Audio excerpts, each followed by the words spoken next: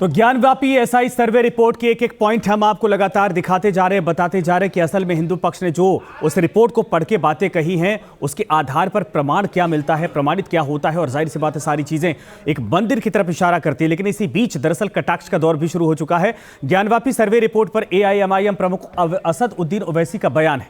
ये रिपोर्ट वैज्ञानिक अध्ययन का मजाक उड़ाती है। ओवैसी ने यह कहा है ये रिपोर्ट किसी भी अकादमिक जांच में टिक नहीं पाएगी। असद उद्दीन ओवैसी ने ये बातें ट्वीट करके कही है। एक विद्वान ने कहा है एएसआई हिंदुत्व का दास है। ओवैसी ने ये भी तंज कसा है।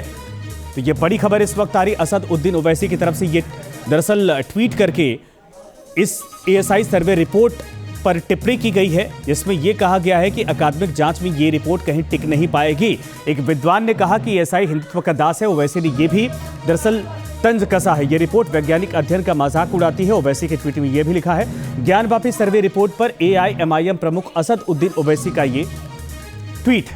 एक थोड़ी सी जानकारी इसमें दुरुस्त करने की बहुत ज्यादा जरूरत है। बयान है ये रिपोर्ट वैज्ञानिक अध्ययन का मजाक उड़ाती है। ओवैसी ने यह कहा है ये रिपोर्ट किसी भी अकादमिक जांच में टिक नहीं पाएगी। असद उद्दीन ओवैसी ने यह बातें ट्वीट करके कही है। एक विद्वान ने कहा है एएसआई हिंदुत्व का दास है। ओवैसी ने यह भी तंज कसा है।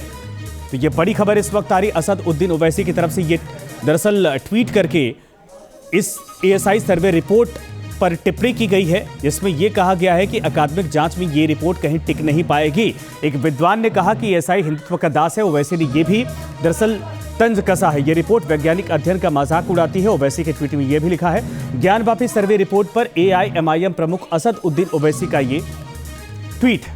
एक थोड़ी सी जानकारी इसमें दुरुस्त करने की बहुत ज्यादा जरूरत है।